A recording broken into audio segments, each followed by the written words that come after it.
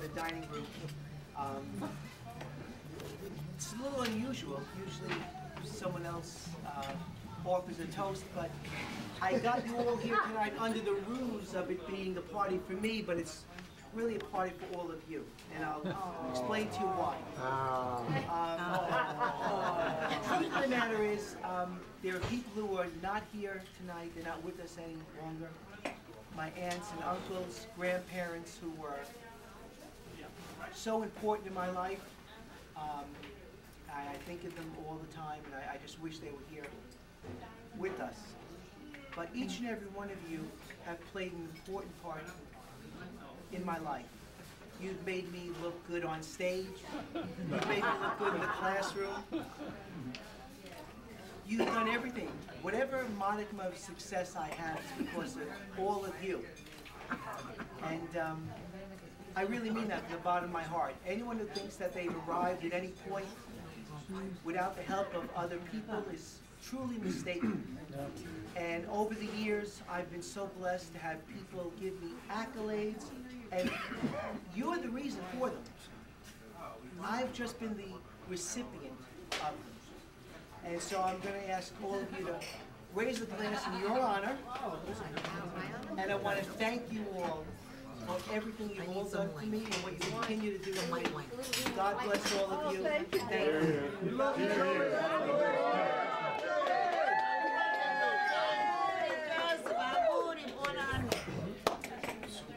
He didn't say anything about me. No, actually, I have seated here my cousins. The night's not over. And I think we've elected Frankie to say a few words, and he's going to represent the cousins, and I'm going to turn this over to him.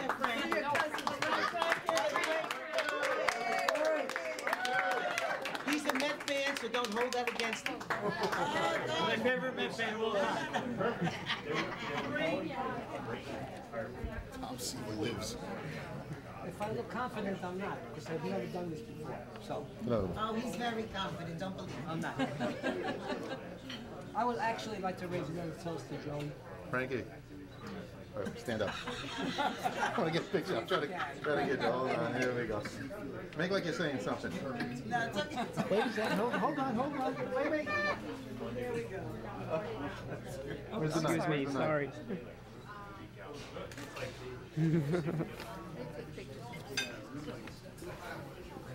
Now remember all the nice things I told you to say. Okay. First of all, we all know that he's the handsomest guy in this room. No. Well,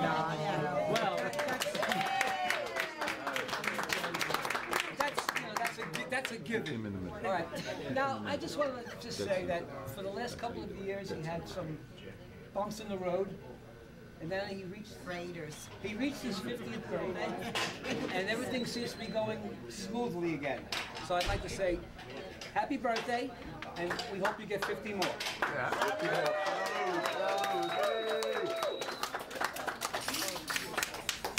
And now, there are some people up here that Joseph would like me to ask you to come up and maybe say a couple of words. The first person I would like to ask to come up would be Dr. Alan Brings. All right. Now, Dr. Allen, for you folks that don't know, he is a professor emeritus of the Aaron Copland Conservatory of Music and an accomplished composer here in the United States and around the world.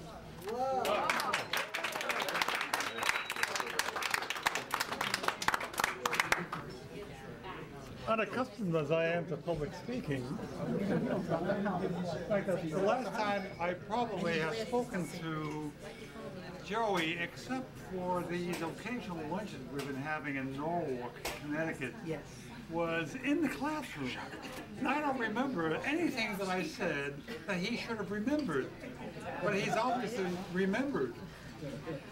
Now, there's something about having friends such as you are. You're more than just friends and relatives. And you've been having a role to play in his life, as apparently I have, without realizing that this role was being played.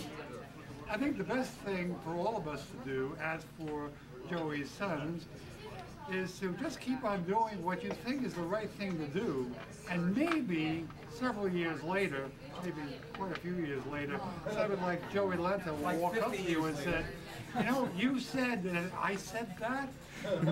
Well, it's probably true that I did say it, and it was something that I probably needed to say at that time, although I probably don't remember the reason I said it, but it was something that needed to be remembered. I just happened to say it, but it was something that needed to be remembered. And evidently, Joey has remembered more than I expected him to remember. I don't know how much of it was about the music subject that was in the room, but I was indicating to him earlier this evening, sometimes the things that you learn in these college classrooms is less important when it deals with the actual subject that you're getting 3 credits for. And maybe you're learning a few other things which in the long run end up being really more important. And that's where I think Joey has succeeded. You've succeeded, Joey.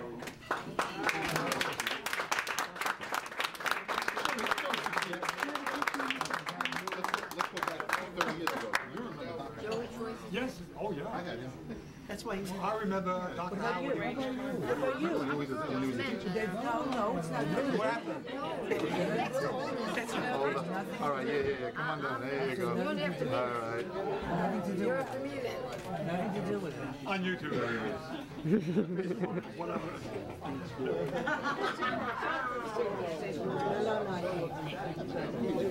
May we have your attention undividedly here, please? Last, we have other people that have to be recognized. Oh, God, no. Okay? Okay. The next person we would like to come up and maybe say a few words, if they would be so kind, would be Mr. Eric Schoen. A long time. You folks know he's a long-time public servant and independent columnist. I don't want to say this, but it does say here that you're retired. Well, I am retired.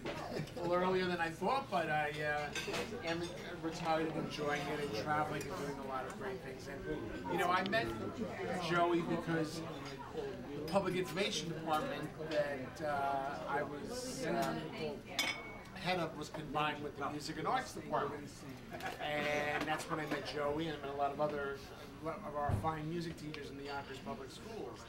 And music was really, when I was growing up in the as a student in the Yonkers Public Schools, music was very, very important to me. I still remember songs that I sung when I was in kindergarten and when I was in school 13 at the time, and that's why in my new role at the time, being in the music department, I was very supportive and tried to be as supportive as I could of teachers like Joey that were really, really good with the kids and that really had a lot of, you know, you could just see it. You could see the love for the kids, and you could see the wonderful performance. I remember they had a performance at the Barnes & Noble on Central Avenue, and the kids were just phenomenal. The kids were phenomenal. And of course, it's all about the teacher, and I just want to wish you a very, very happy, healthy birthday. I'm glad that your health has back to where it should be. That's the most important. I wish you many, many more years of good health.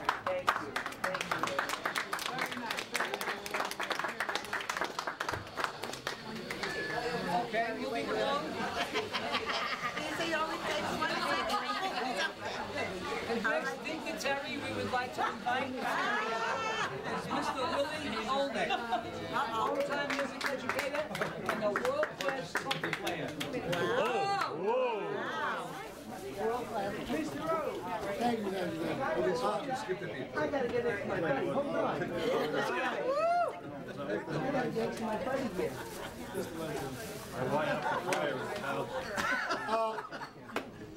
It's a pleasure being here tonight. I know we all feel the same. To see Joey healthy again, and it's been a long time coming. I missed him.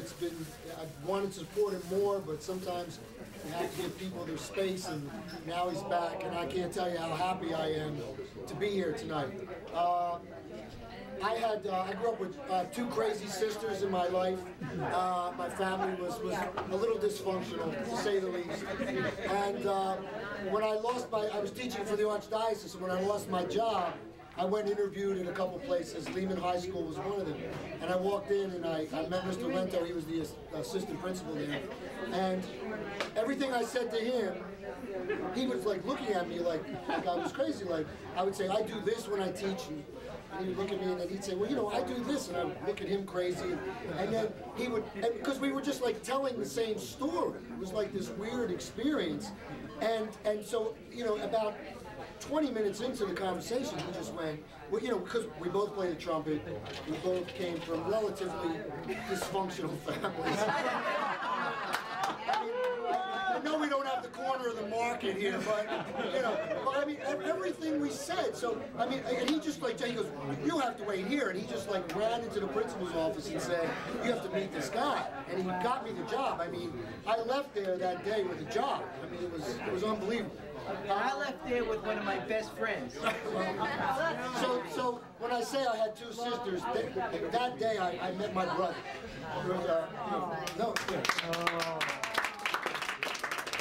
But if that was the end of the story, it would be a beautiful story, right? But one day we were sitting there and he said, you know, I was looking on the internet and they have some job openings in Yonkers. And I was like, well, and he says, well, I think they pay a lot of money. And I said, well, call in sick. Because we're going in tomorrow. We put on suits, we went up to Yonkers. It said right on the website, do not come to Yonkers. Fill out your application online and submit it. So we put on suits and we went right to Yonkers. We went to the two schools, and we both got jobs that day. More of that dysfunction. Well, I mean, talk about dysfunction. And we got jobs that day. We went in, we applied, we went to the district guy who does the hiring, and he was getting fired. It's the funniest story.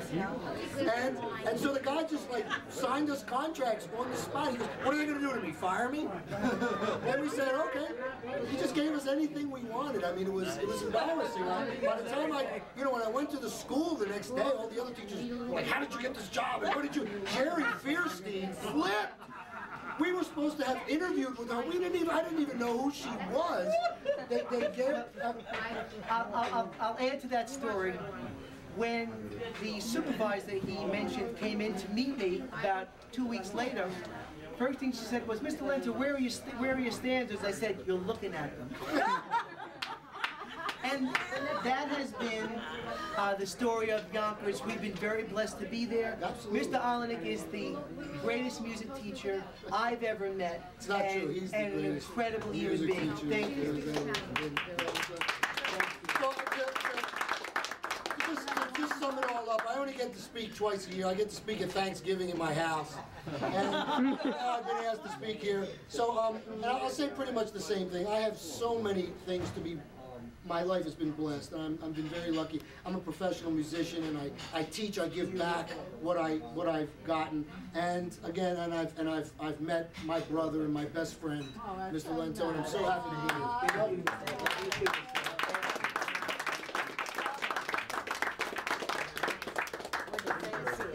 You got me doing that? No, speech at a time. No, I can't do that. Okay. Okay. Who's next? Do this right, you're in trouble. The next dignitary, Joey's voice.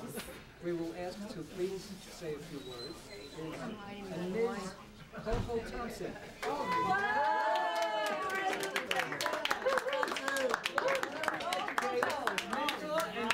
Can I stand next to you, Ms. Thompson? Thank you. I had the privilege of working with Mr. Lento at a school in Yonkers.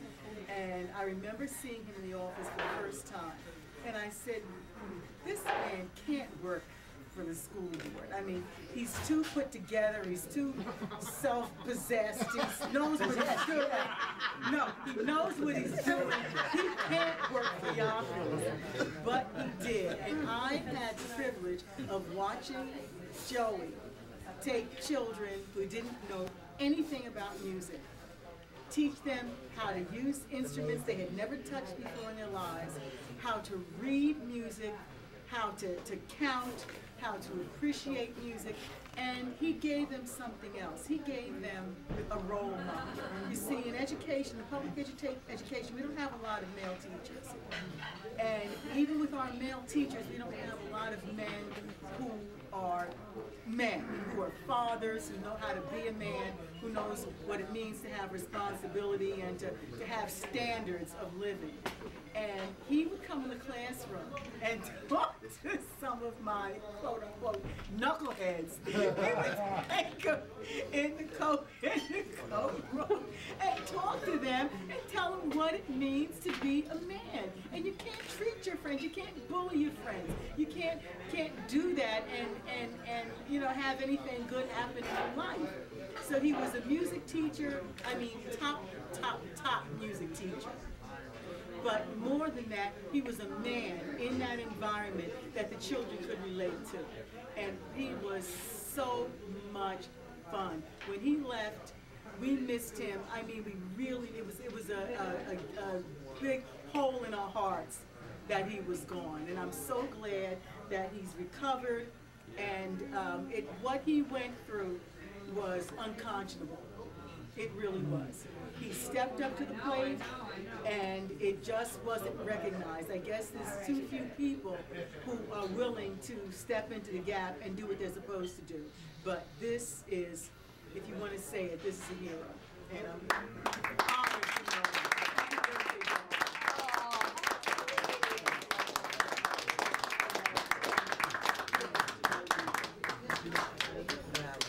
And the kids always ask for him. They do. They love him. Not yet. We're saving the cousins. The next important person on this list that we will ask to maybe say a few words would be Mr. Rocco Ungaro.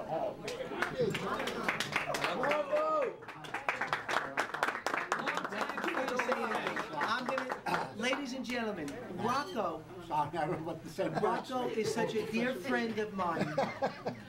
We know each other almost 30 years. Maybe more. Maybe more. He is, and his family, they are wonderful, wonderful people. They're my neighbors. We live across the street from each other. What a coincidence, right? And Rocco has been a friend of mine for at least 30 years. They don't make a finer family, a finer father than Rocco, and I'm so glad that you're here with me tonight, my friend. I want to say thank you for inviting me to be here with nice Joey people. just took up half of your time. Thank you. Come in, you know. Thank you. Thank you. Thanks for Rocco!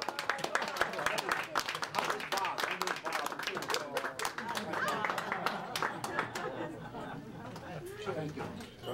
Okay, next. The next is, I guess probably very, very important. Probably the reason why we're all here tonight is a longtime friend of Joey's. His name is Tom Feeney.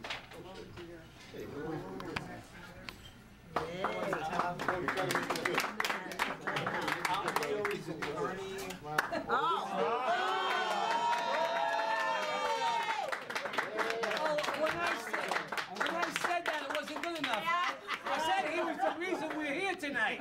That's right, that's right. And let me tell you, What about Bernie and Alfred? We're good, thank you.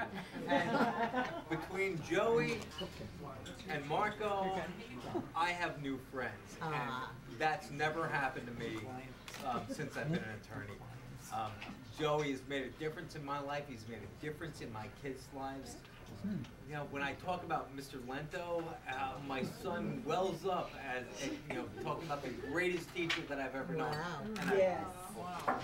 I've never done this before. I feel kind of silly about it, but just so you all know, I consider it an honor and privilege to be here with Joey tonight.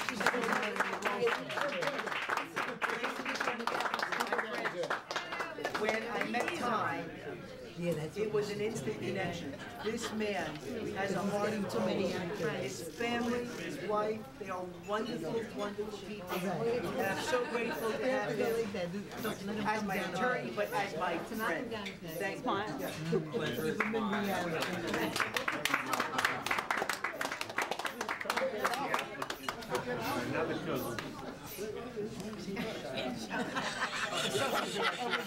All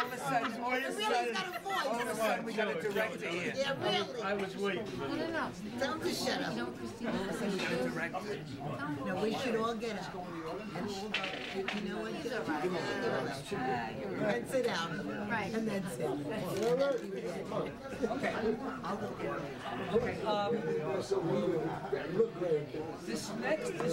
This is a plural dignitaries. We have here Mr. Vito Calamito, retired NYPD, also a guitarist, a teacher, and a vocalist. Also Mr. Willie Corrado. Really? All right, Will. This is a group effort. A guitarist and vocalist. Really? And Mr. Joe Pickett. An accomplished pianist, vocalist, and writer of original music. Look at this. The trio. Ripple has sing a song. Matthew. Oh, where's the guitar? All right, okay. Sorry. No.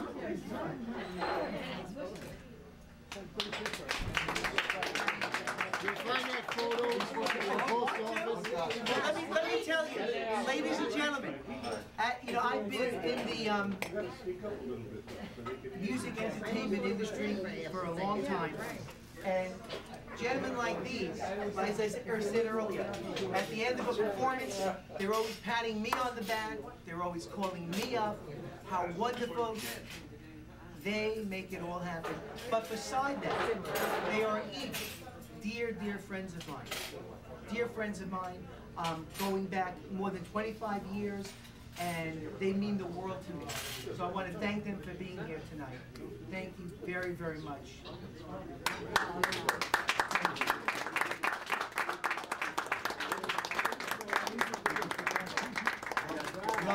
Nothing to add to that. We had a lot of fun, a lot of laughs all the time. I guess you could say we've all worked for a lot of different band leaders, and Joey's probably the easiest to work for, the nicest. Great person. Never treated us like he was the boss. Yeah. You know, it's like, he always would say, if it wasn't for you guys, I wouldn't have a band. I wouldn't have a gig. You're what makes the band, you know, so. I never walked away from Joe's gig saying this was a lousy night. It was always a good night. Always took us to breakfast. I never got breakfast. Cheeseburgers, eggs. My cardiologist is not too happy right now, but always very generous and a good friend. Yes. Thank you.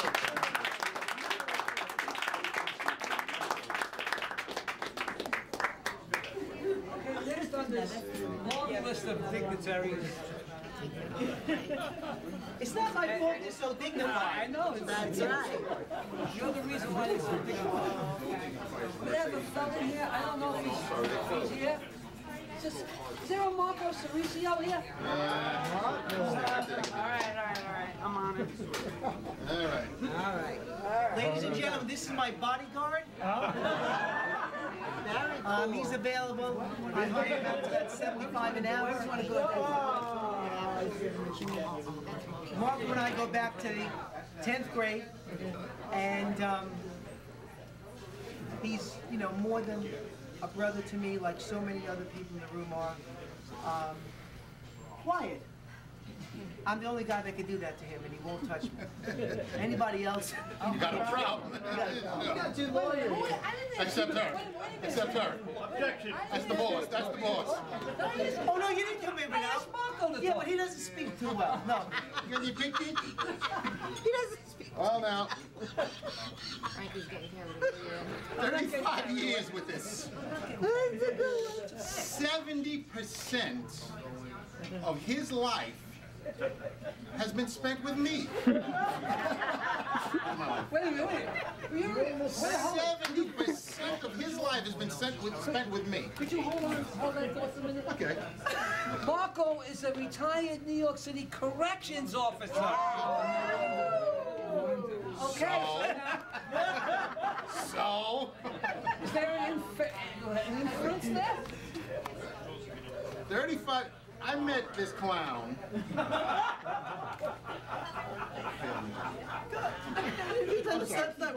sorry.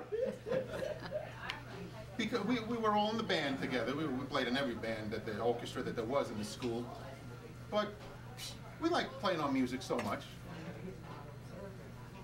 One day, somebody had the idea, well, why don't we stay after school and play a little bit longer? That's Marco's way of saying break into the music room when the school's closed. Okay. So, someone obtained the key from the teacher. It was alleged. And never proven. It's all allegations, mind you. Allegations. They follow me all through my life. But anyway, someone obtained the key. And the next day, we went in there, we took the instruments out, we set up, we played for about 2 hours. We went home at 5 o'clock, put all the stuff back, locked the door, went home. I was not with them. I was working at Woolworths at the time. But the next day, in our infinite wisdom at 14, the teacher found out. Where's the key? I said, oh yeah. We didn't give it back. So I left it someplace, but she wanted to know who it was that took the key. So another Lento, who shall be named later, pointed the finger at the piano player. So I got up and attempted to make one less member of the Lento family. This one stands up and comes to his aid. Oh, no, you can't hit my brother. Why not? I've always made mistakes. What can I tell you? Let me ask that question today. Hit him! Right, so it's been 35, it's 70% of my life with this. Oh my God. But, Marco, can you help me with this? Marco, can you help me with that? I got a problem with this, I got that. Oh my gosh, but he's like the little sister, I mean like the little brother I never had. You know? So, it is what it is, and I'm oh, but wait, phone calls that begin at 11:30 p.m. Thank you. Oh, wait, by the way. Mr. Feeney, counselor. Wait. Phone calls that begin at 11:30 p.m.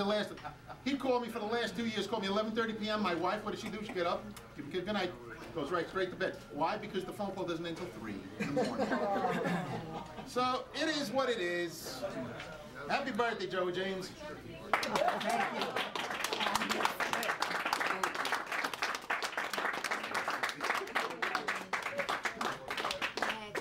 Okay, we're coming near the end, but it doesn't mean last is not least, for sure. For sure. We have here the next important dignitary is Jake Cacciato. Oh, Jake. Are you sure? You really want to say something? Jake's going all the way over. I'm going all the way, Jake. Oh my God. All right, you just get everything you need. Get everything ready. Oh, yeah, I get that. This might be a little. Looking out here in this room, it reminds me of that story of the Knights of the Round Table. Do I know you? Unfortunately. For me, yes. Both, Okay. both of us. I don't know. Something nice about me. No, it's hard. I know it's hard. Wait till my cousins say something. This is really tough. Long nights where you had to get the big dog, walk the big dog. Yeah. I told you. Many nights. Many nights. Right. Dad. He was right there. Oh, look, Hooksy's here. All the time. As I would do for him. That's it. And then sit down. I'm still trying to figure out when we put this together. When did this all happen? I'd say about Dating back when? I think 1976, about 1976. And we were neighbors. Jake is not, he doesn't like to speak much in front of people. But Jake, if I called him at 4 o'clock in the morning, he wouldn't ask one question. He would show up. He wouldn't even ask what I needed. He would just be there. And like all of you, in one way or another, fit that role. And we've been through so much together that I can't thank him enough. And, you know, I love him. Yeah, I still got the box in the basement. I got it all. But I want to thank him. I want to thank him for all he's done for me and what he still does for me. This is my brother that I've never had.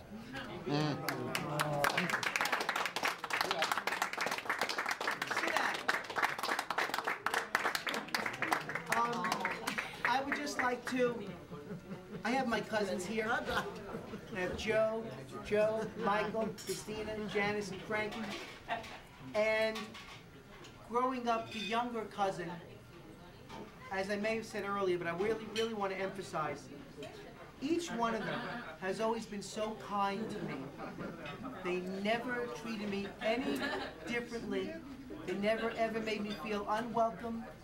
They always made me feel important. They went out of their way to talk to me, talk about whatever it was I was interested in, whether it was baseball, whether it was my music, whatever it may have been.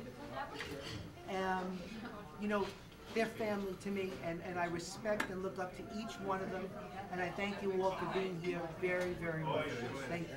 We love Thank you all. Thank you all. Let's have some cake now.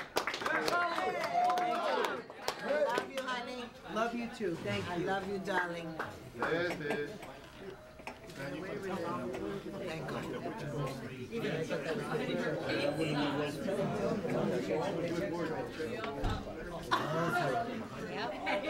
Okay, one last thing, folks. If you You can't stop. Once you wind them up, it doesn't stop. One last thing. Joey said to tell you all, he's ashamed to say it himself, but all you folks will be receiving checks in the mail. Checks are ready on your way out. Checks or bills? You guys ready for dessert? Yeah. Let's bring out the cake and we'll have some dessert. Can you all please give yourselves a round of applause?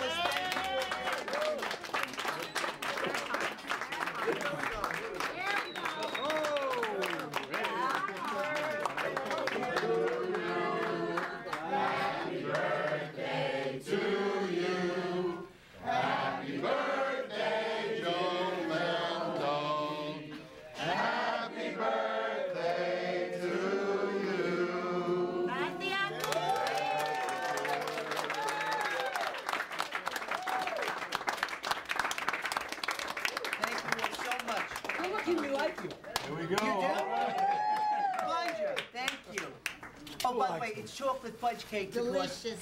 Frankie, that's what you like. Not of Westerville. Not of Westerville.